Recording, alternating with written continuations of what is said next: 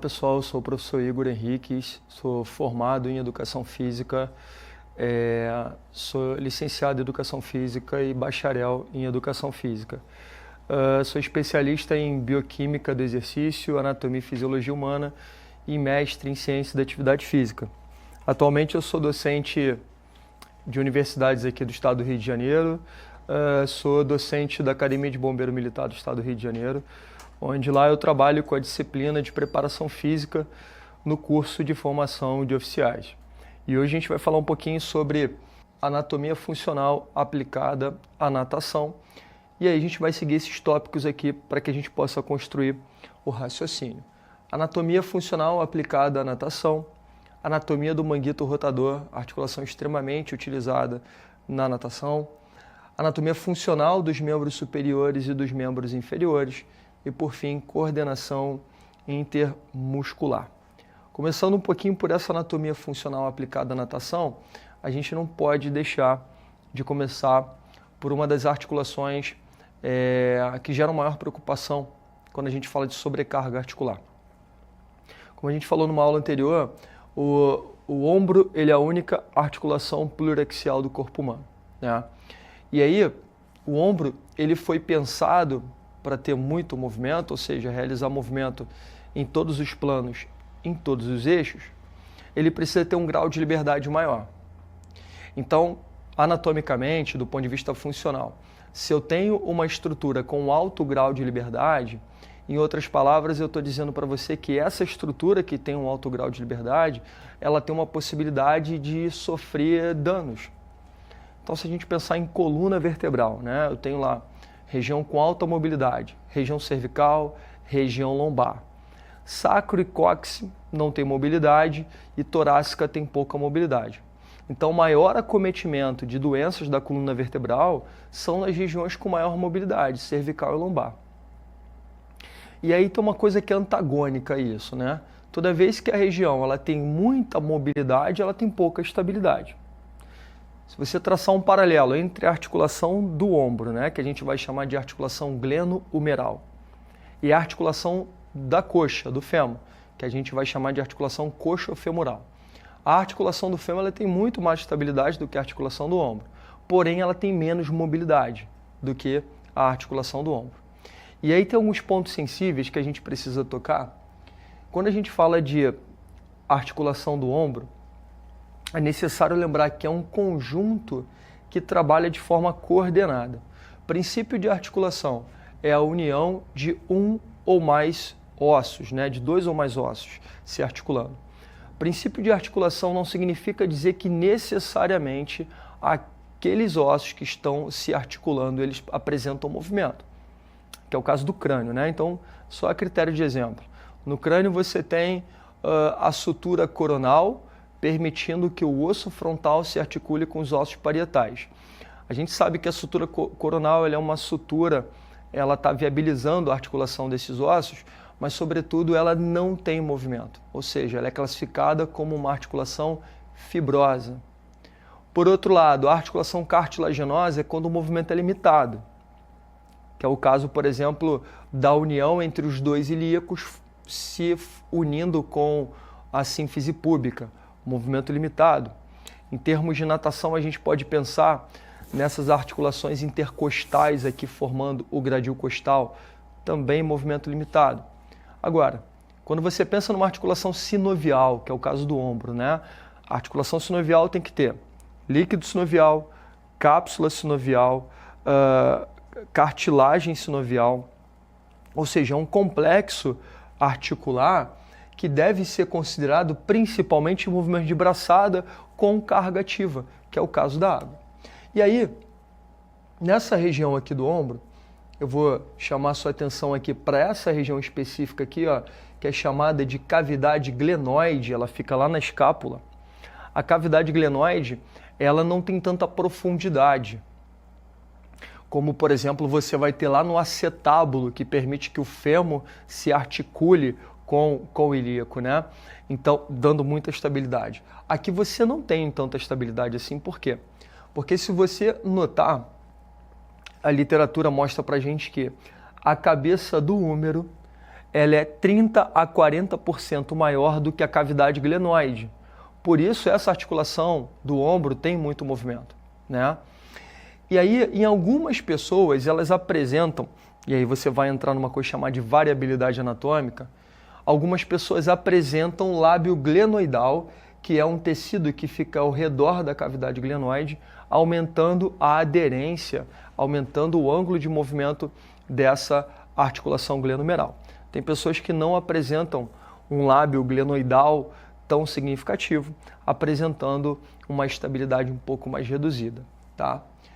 E aí, lógico, né? Se eu tenho, num primeiro momento, escápula se articulando com o húmero, né? Sendo mais específico, a cavidade glenoide se articulando com a cabeça do húmero, a gente tem ali uma articulação chamada de articulação gleno-humeral. Mas ombro não é só formado pela articulação glenohumeral. É necessário que você tenha uma visão um pouco mais ampla e você considere outras articulações também que movimentam a cintura escapular. Então, a cintura escapular ela é formada por escápula e clavícula, né? A cintura escapular, o conceito de cintura escapular é basicamente o esqueleto apendicular superior se articulando com o esqueleto axial através de uma cintura. Você também vai ouvir na literatura o termo cíngulo, tanto faz cintura ou cíngulo. Eu tenho essas duas estruturas, ou seja, esqueleto apendicular superior se articulando com o esqueleto axial. Ali eu vou chamar de cintura escapular. Lógico, a cintura escapular é formada pela escápula, mas não só por ela, também é formado pela clavícula, tá? A clavícula ela vai orientar o movimento escapular, sobretudo em movimentos de abdução, adução, flexão e extensão de ombro.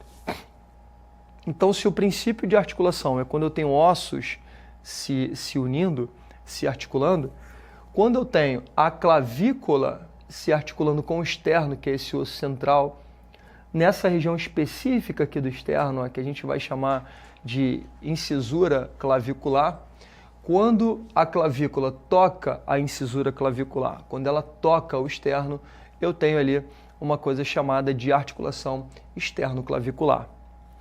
Quando, na sua outra extremidade, a clavícula toca o acrômio, que é um acidente da escápula, né? A parte mais alta da escápula, eu tenho ali também uma outra articulação, que é a articulação acrômio-clavicular. E aí, a escápula, tocando no gradil costal, você tem uma outra articulação ali, que é a articulação escápulo-torácica. Você vai notar que biomecanicamente a escápula ela tem uma liberdade ali sobre o gradil costal e tem um músculo que participa nessa estabilização do movimento de abdução e adução, que é o músculo latíssimo do dorso, tá? O músculo latíssimo do dorso, ele vai tampar o ângulo inferior da escápula, permitindo que a escápula realize movimentos dentro daquele ângulo. Bom, considerando todas essas articulações aqui, e lembrando que o músculo, o complexo articular do ombro realiza movimento em todos os planos e em todos os eixos, agora eu preciso entender a musculatura que traciona essa escápula a fim de gerar movimento da articulação glenohumeral. E aí é quando a gente vai falar dos músculos que formam o manguito rotador, né? Eu tenho ali uma sequência de 4 músculos formando o manguito rotador, que tem como função movimentar a escápula e auxiliar movimentos de ombro. Então, eu tenho que considerar inicialmente essa estrutura aqui, ó, que a gente vai chamar de espinha da escápula. A espinha da escápula é essa projeção, que imagina que eu não tenho aqui o músculo, eu tenho aqui uma entrada que eu vou chamar de fossa supraespinhal, significa dizer que ela está acima da espinha da escápula, fossa infraespinhal, que é uma fossa que está abaixo da espinha da escápula, e eu tenho músculos se inserindo nessas fossas, tá? Isso eu estou falando de uma vista posterior. Lembrando que se é uma vista posterior, eu estou vendo essa pessoa pelo dorso. Numa vista anterior, estou vendo a pessoa de frente, né? Eu tenho lá uma outra fossa, que é a fossa subescapular. E aí acaba que os músculos recebem o nome dessas fossas. Então, músculos que formam o manguito rotador.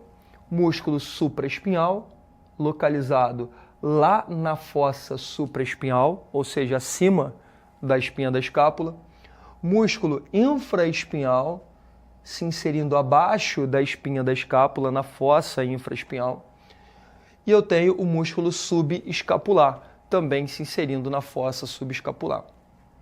Com contribuição desse músculo aqui do lado, ó, que está indo em direção ao húmero, chamado de músculo redondo menor. Vale lembrar que o músculo redondo maior, ele não faz parte do manguito rotador, embora ele esteja próximo. E aí o manguito rotador, ele vai permitir que músculos fortes gerem movimento sem perder o controle da articulação. A gente acabou de conversar aqui, a articulação glenohumeral, ela tem pouca estabilidade.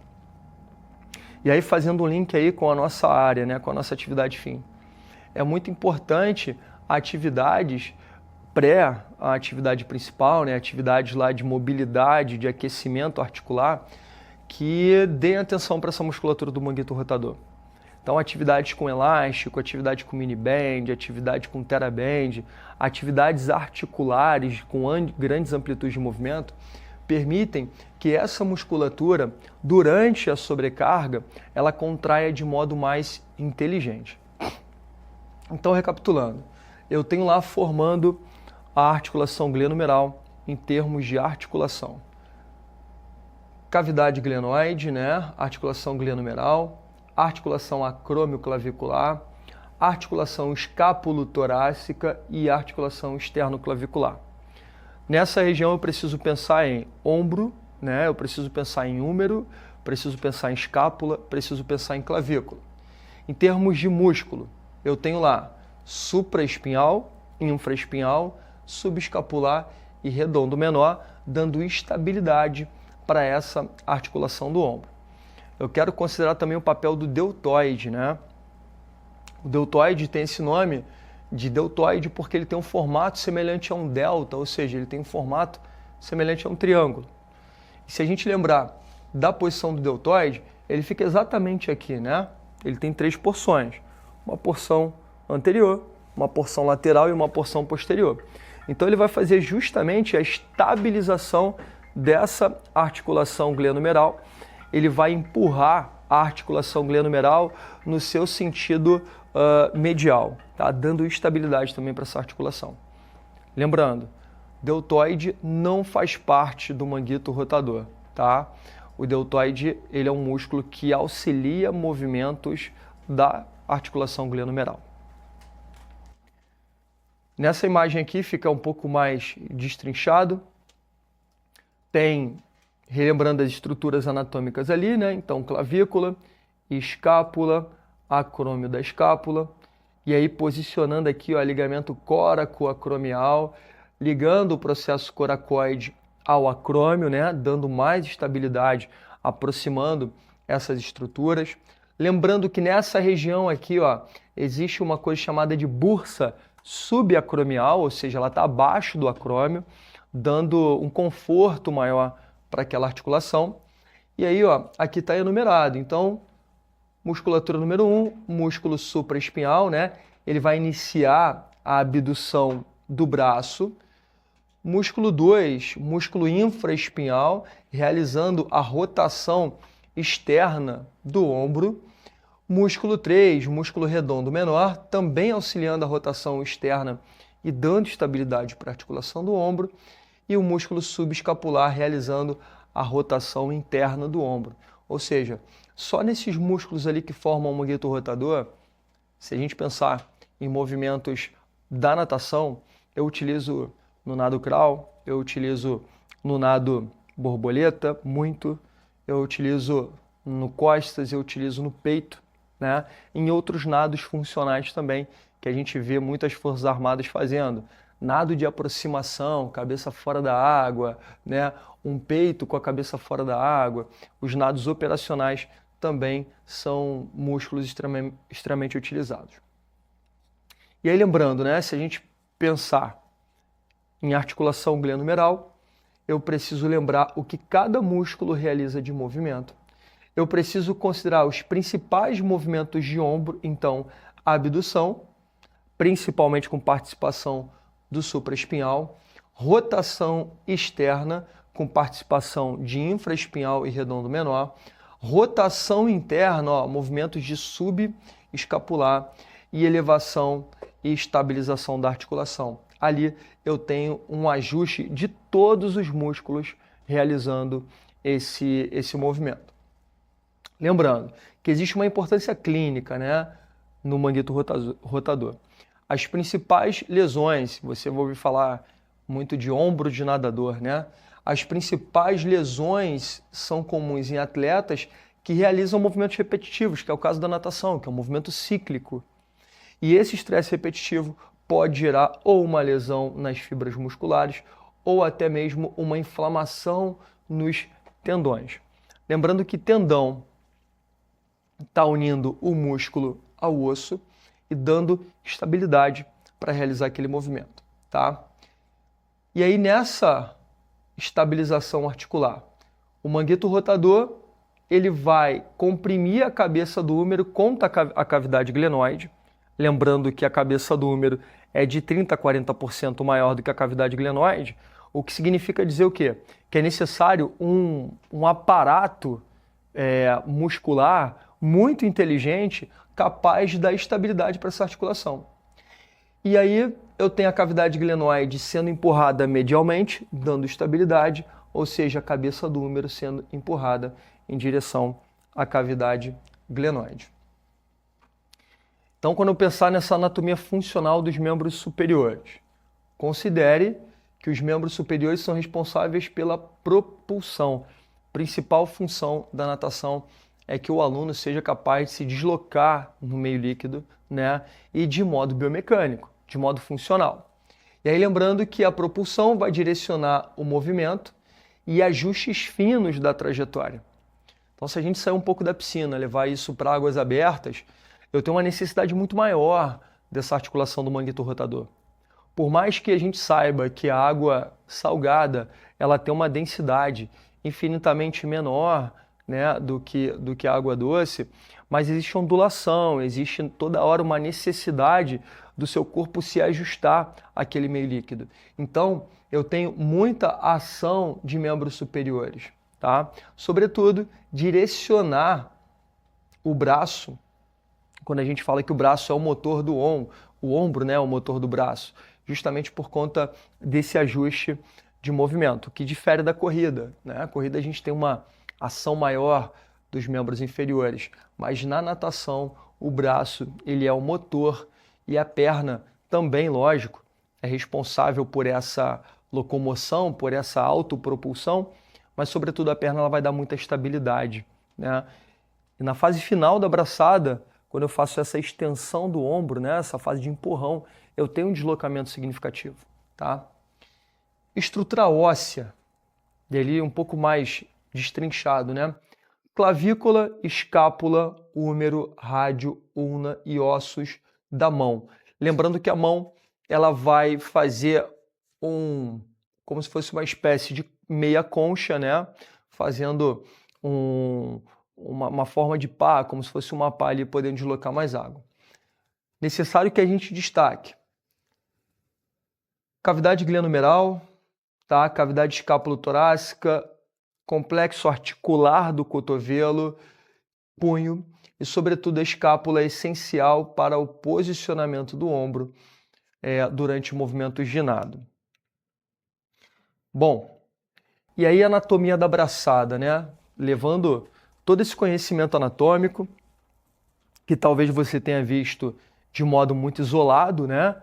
Então, de modo mais cartesiano, você teve lá a anatomia da escápula, a anatomia do húmero, a anatomia do rádio, da ulna, do carpo, do metacarpo, mas talvez a gente não tenha conseguido levar isso para a prática, né? Como isso funcionaria dentro da água? Quais seriam os fatores que eu deveria prestar atenção? E mais, não só sobre a natação, mas quando eu conheço esses músculos, quando eu conheço essas estruturas esqueléticas, esses tendões, essas inserções, eu consigo pensar em atividades profiláticas que antecedem a atividade fim, que é a natação. Então, se eu penso, por exemplo, num aluno que pretende fazer uma maratona aquática, esse aluno que vai fazer uma maratona aquática, ele precisa fortalecer toda essa musculatura de manguito rotador, musculatura do braço, musculatura do peitoral, músculos estabilizadores do core. Lembrando que você está na água, né? Então você está submerso, é necessário que você tenha estabilidade do corpo ali no meio líquido. Então, quais são os músculos mais necessários, aonde eu preciso dar ênfase? Qual musculatura pode estar hipotônica? Talvez o teu aluno ele tenha uma deficiência de nado que não necessariamente é técnica, pode ser força. Então, a gente começa a pensar de modo um pouco mais crítico quando eu consigo entender essa anatomia funcional dos membros superiores. E aí vamos lá, deltoide, né? O deltoide, ele vai fazer movimentos, como a gente falou, de estabilização da cavidade glenoide, um movimento de flexão de braço, né? De ombro. O peitoral maior, também muito utilizado na natação, gerando força da puxada, contribuindo para esse movimento de tracionar a água e o teu aluno conseguir se deslocar. O latíssimo do dorso, responsável por essa força também durante o processo de remada. Latíssimo do dorso, tríceps braquial, na fase de puxada, na fase de extensão de cotovelo, onde você tem 10% ali da sua capacidade propulsiva ali, eu tenho muita atividade do tríceps braquial. Então, toda essa musculatura aqui deve ser enfatizada durante a braçada, durante movimentos cíclicos. E aí, como eu falei anteriormente, mais do que isso, eu preciso olhar para cá e pensar na necessidade de fortalecer essa musculatura antecedendo a atividade fim. A ideia é que o seu aluno ele possa ser um esportista ou até mesmo um atleta por um tempo longevo. E isso vai depender justamente desse ajuste dessa musculatura. Membros superiores, então é necessário que você considere na sua prescrição, né? Então, vamos pensar que você está montando um treinamento neuromuscular para um atleta de natação ou para aquele indivíduo que quer realizar sua primeira maratona aquática. Eu preciso pensar em trapézio, né? Os músculos do manguito rotador, obviamente, supra e infraespinhal, subescapular, redondo menor, mas eu preciso considerar latíssimo do dorso, eu preciso considerar tríceps, ancônio, que é uma musculatura que anteriormente fazia parte do tríceps também, hoje a gente entende que é uma musculatura separada. Músculos ali da região do antebraço, pronador redondo, flexor radial do carpo, peitorais, né? A gente já não está falando de membros superiores, mas musculatura do tórax. O reto abdominal, estabilizando ali o movimento de abdômen. O serrátil anterior, o transverso do abdômen, oblíquo interno, oblíquo externo. Músculos que vão dar estabilidade para que eu possa realizar movimentos funcionais de membros superiores e também de membros inferiores. E aí essa anatomia funcional dos membros inferiores, né, vai envolver uma ação coordenada de ossos, de articulações, de músculos da perna, para poder produzir propulsão, estabilidade e equilíbrio. Todos aqueles educativos, né, que a gente utiliza no dia a dia, prancha, pull boy, pegada alta, pegada baixa, braçada alternada, tudo isso está visando uma melhora de propulsão, estabilidade e equilíbrio. Só que eu preciso considerar quadril, joelho, músculos principais, tanto da região do quadril quanto da região da coxa. E aí em termos de quadril, né? Quadril vai permitir movimento de flexão, movimento de extensão, abdução e adução, né? Então, para levantar a perna, para iniciar o ciclo de pernada, eu vou realizar uma flexão. Para que eu possa fazer uma extensão, empurrar a água para trás, eu também vou utilizar quadril e, obviamente, abdução e adução, né? E aí, quando a gente falar de abdução e adução, eu estou me referindo muito, né? Flexão e extensão também, me referindo muito à articulação coxo-femoral, tá? Porque o quadril ele é um osso muito peculiar. Você lembrar do quadril, você tem ilho, isquio e pubis. São 3 ossos que são fusionados. Se articulam posteriormente com o sacro, formando ali a cintura pélvica, né? Anteriormente, eles se articulam entre si através de uma sínfise púbica. Então, assim, o quadril, ele não é um osso que realiza tantos movimentos assim. Quem realiza movimento é a articulação coxo-femoral, que é composta pelo ilíaco e o fêmur, tá? Então, joelho, complexo articular do joelho. Lembrando rapidamente de uma anatomia do joelho, você tem lá menisco medial, menisco lateral, ligamento colateral lateral, ligamento colateral medial, tendão do quadríceps, ligamento patelar, ligamento cruzado anterior, ligamento cruzado posterior. Toda essa articulação do joelho vai permitir um movimento de flexão e extensão. Por quê? Porque quando você lembra lá da epífise distal do fêmur, você vai lembrar que na epífise distal do fêmur existem os côndilos femorais. E se tem côndilo, ou seja, uma superfície côncava com uma superfície convexa, vão me permitir movimento de flexão e extensão. E a respeito dos músculos, né? Então ali eu tenho a estrutura esquelética dando suporte à estrutura muscular. Glúteo máximo, ilho psoas, glúteo médio e adutor longo são músculos ali que devem ser considerados. Acrescenta também o músculo piriforme, o músculo gênio superior, gênio inferior e obturador interno. Tá? São músculos da região interna ali do quadril que têm participação no movimento.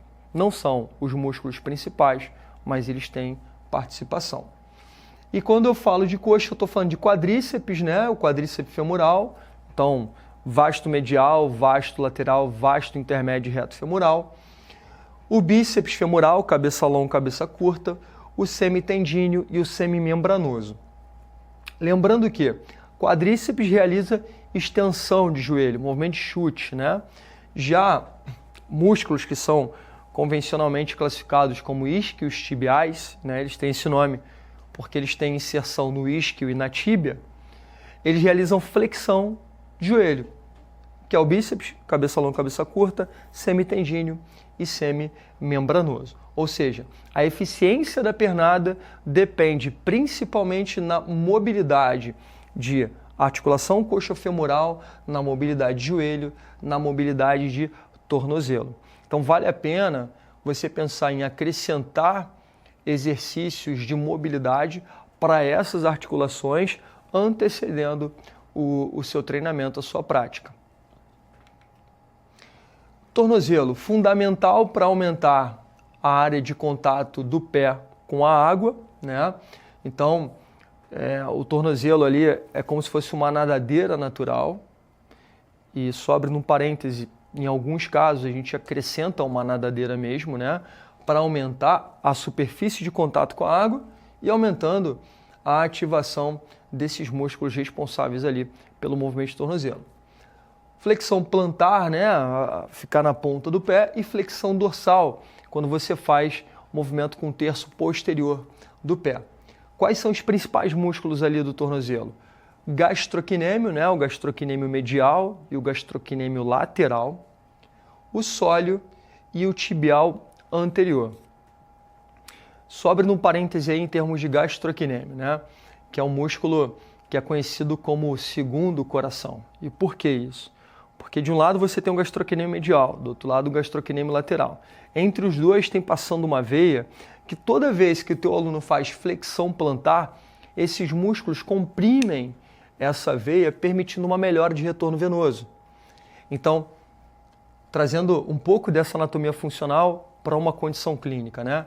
Imagina um aluno que tem algum comprometimento de retorno venoso. Só o fato de colocar ele na água, só o fato dele estar submerso, a pressão hidrostática melhora esse retorno venoso. Mas, sobretudo, quando ele realiza flexão plantar, os gastrocnêmios fazem esse movimento de contração junto com o sóleo, viabilizando essa melhora do retorno venoso. E o tibial anterior. O tibial anterior, ele é muito conhecido na corrida, né? Quando você ouve falar de canelite, a canelite é uma inflamação no tibial anterior, né? Que a gente vai chamar de síndrome do tibial anterior, que é quando existe um estresse articular, uma sobrecarga muscular naquela região. Então, função dos membros inferiores aí na natação, amarrando um pouco essas ideias. Os membros inferiores, então, eles têm 3 funções principais: propulsão, estabilização do corpo e ritmo do nado. Quando eu falo de propulsão, eu estou falando de empurrar a água para trás, gerando deslocamento. Então, eu preciso de força, né? Quando a gente pensa em força, a força pode se manifestar de algumas formas. Então, eu tenho força de resistência, eu tenho força máxima, eu tenho potência, que é uma coisa muito utilizada na natação, né? Então, potência é igual a força vezes velocidade. Eu preciso trabalhar o músculo considerando força e velocidade. Estabilização do corpo, manter o corpo alinhado, reduzindo o arrasto. Então, aí você já fala de músculos estabilizadores, tanto músculos eretores da coluna, né? E aí a gente vai falar de multífido, a gente vai falar de longuíssimo, de espinhoso, músculos que estão mantendo a coluna ereta, como os outros músculos que estão estabilizando. O core, quadrado lombar, reto abdominal, oblíquo interno, externo, transverso do abdômen, né? Viabilizando esse corpo estabilizado para que eu possa encaixar um ritmo de nado, ou seja, para que eu possa sincronizar os movimentos dos braços com a respiração. Já nos membros inferiores, né?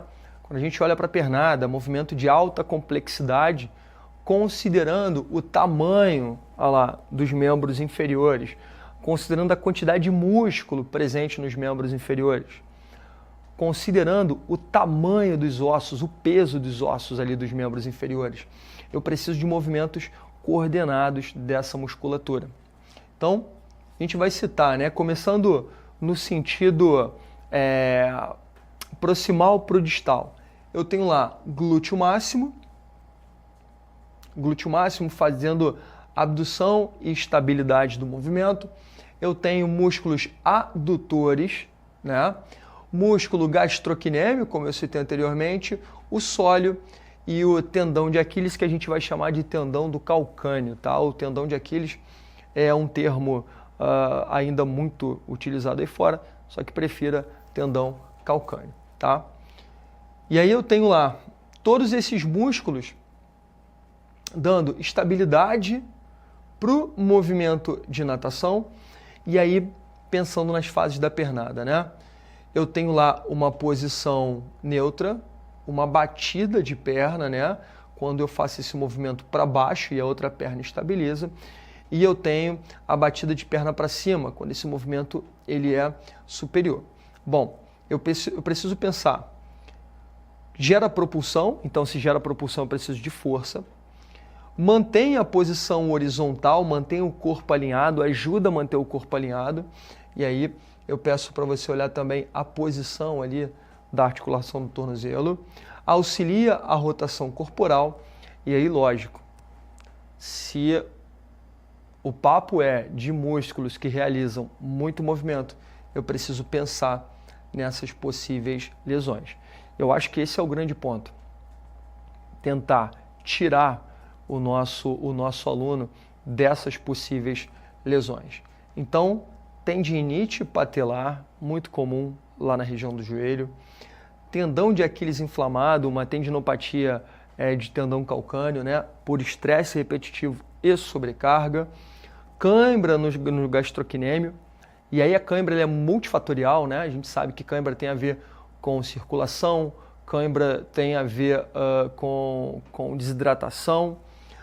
E síndrome do estresse tibial, que é a canelite que a gente acabou de conversar também. Então, olhando para essa anatomia funcional, eu peço para que você considere aí na sua prescrição, tá?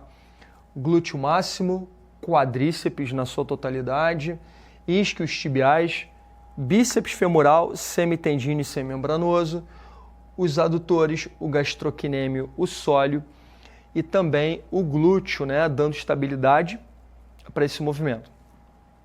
Vale lembrar que toda essa região da coxa ela vai ser envolvida por uma membrana, que a gente vai chamar de fáscia lata, né? O que seria a fáscia lata? A fáscia lata ela é uma membrana que auxilia nessa coordenação intramuscular na região da coxa. E tem um músculo presente anterolateral. Esse músculo ele tem função de tensionar essa fáscia lata, que é chamado de músculo tensor da fáscia lata.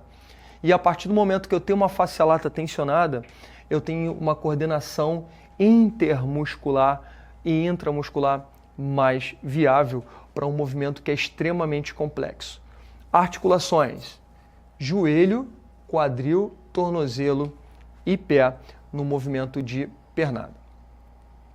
E aí, quando a gente fala de coordenação intermuscular, é necessário lembrar que a ideia é que esses músculos trabalhem de forma coordenada e, uma vez trabalhando de forma coordenada, eles me levem para uma biomecânica muito mais funcional. Em outras palavras, o seu aluno ele vai conseguir fazer mais por menos. Ele vai conseguir ir mais longe com um cansaço periférico menor e até mesmo com um cansaço central também menor. Então, qual é o objetivo?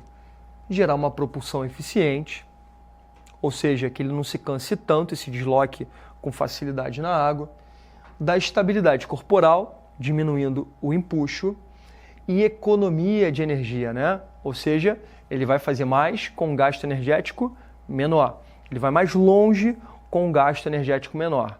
Lógico, isso vai depender de muitos ajustes fisiológicos. Então, por exemplo, se a gente pensar em um atleta fundista, lógico que o treinamento físico, né, de modo crônico, gerou uma biogênese mitocondrial.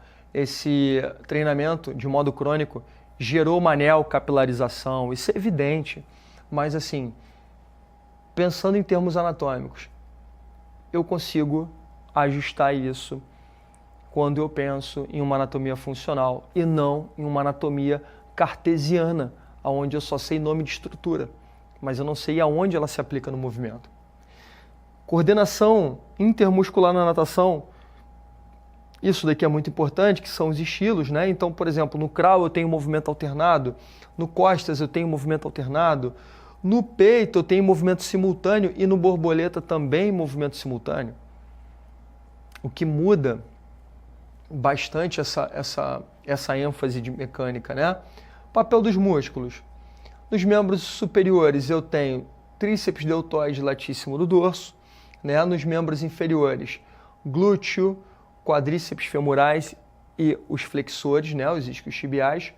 No core, reto abdominal e oblíquo, muito requisitado para poder manter o corpo na superfície. E os benefícios: melhorar a eficiência do nado. Porque assim, a gente tem que pensar também que a natação é uma atividade relativamente solitária, né? Você dentro da água, e é necessário que aquilo dali tenha prazer envolvido, né? É necessário que o seu aluno, o poder de evasão da sua turma seja cada vez menor, porque aquilo é prazeroso. Então, para ser prazeroso, eu tenho que considerar melhor da eficiência do nado. Pô, hoje o cara consegue nadar 25 metros com um cansaço menor. A redução do arrasto, o corpo dele está mais alinhado, ele não está com o quadril descendo, ele não está gerando esse arrasto todo. A prevenção de lesões, que eu acho que é o nosso grande papel. Fazer com que a atividade física não seja um fator agressor para o corpo daquela pessoa. E aí, garantindo propulsão, estabilidade, economia de energia durante a execução dos diferentes estilos de nado. Então, eu tenho lá essa coordenação intermuscular, né? A coordenação intermuscular é considerada quando os músculos estão contraindo de modo inteligente, principalmente músculos ali da região do core, da região lombar, da região pélvica e do quadril. Então, função do core na natação: estabilizar a coluna vertebral e o tronco, né? Considerando que existe um eixo gravitacional, né? Um vetor de força ali atingindo essa região quando você está deitado, e essa região do core está estabilizando o movimento. Manter o corpo alinhado e reduzir esse impacto. Transferir força entre membros superiores e membros inferiores e reduzir o arrasto hidrodinâmico. Importância da estabilização do core, né? melhorar a eficiência da técnica do nado, aumentar a propulsão, melhorar o equilíbrio e ajuda na prevenção de lesões. Então, assim, antes de pensar no movimento na água, eu preciso pensar no movimento fora da água. Será que o meu aluno ele tem dificuldade de se locomover na água? A propulsão dele não é a esperada, seja de membros superiores, seja de membros inferiores. O quadril dele faz muita báscula, faz um movimento não anatômico. Será que o problema será corrigido pelo educativo? Será que eu não preciso pensar em alguma coisa profilática? Será que eu não preciso pensar em alguma conduta em termos de treinamento neuromuscular para dar uma ênfase melhor nessa musculatura? Será que essa musculatura não está hipotônica? Então imagina que você está tratando uma gestante, uma ex-gestante, né? Foi liberada pela obstetra para fazer atividade física e ela teve uma diástase abdominal. Será que ela vai ter a mesma estabilização do core que o indivíduo que não tem essa diástase abdominal? Então, de repente, seria melhor, primeiro, eu pensar nessa musculatura do abdômen, essa musculatura estabilizadora, para que eu possa levar ela para a água com mais segurança. E aí os músculos do core, né? Muita atenção para esse músculo aqui, o multífido, né? São músculos eretores da coluna, eretor da espinha, longuíssimo, tá? Quadrado lombar e automaticamente esses músculos aqui da região do abdômen, reto, abdominal, transverso do abdômen, oblíquo interno e externo. Como eu falei, é uma atividade cíclica, então ela está sujeita a gerar doses significativas de overtraining, né? Então, ou de overuse. Sistema ilho-psoas, né? Então esse músculo aqui, ó, o ilho-psoas, o psoas maior, ele é responsável por fazer essa flexão de quadril. Necessário uma boa estabilização do core para que a gente possa conseguir realizar esse movimento, tá? Estabiliza a coluna, protege a lombar, auxilia movimentos respiratórios e transmite força para os membros inferiores. Lembrando que mecânica ventilatória é muito utilizada na natação, né? O pulmão, ele é um parênquima, né? O pulmão ele é composto por alvéolo e músculo liso, a grosso modo. E a gente sabe que o músculo liso ele não tem capacidade hipertrófica. Então o pulmão não hipertrofia, mas ele aumenta a sua complacência, ele aumenta a sua capacidade de realizar troca gasosa. Mas isso não é dependente só de pulmão, isso é dependente de músculos que auxiliam essa mecânica ventilatória e que devem ser também considerados no nado. Então aquele exercício tradicional de garrafinha, né? Puxa o ar pela boca, solta o ar embaixo da água pelo nariz. Eu preciso de ativação de músculos ventilatórios. Eu preciso de ativação dos intercostais, interno e externo. Eu preciso de ativação do serrátil. Eu preciso de ativação do diafragma e de músculos que auxiliam, né, de músculos acessórios da respiração, que é o esternocleidomastoide e o trapézio, tá? Bom, concluindo essa unidade, considerar músculos dos membros superiores, músculos dos membros inferiores, não devem ser trabalhados isoladamente. Você deve considerar uma coordenação intermuscular e intramuscular, e isso vai ser dependente de estímulos gerados para essas musculaturas.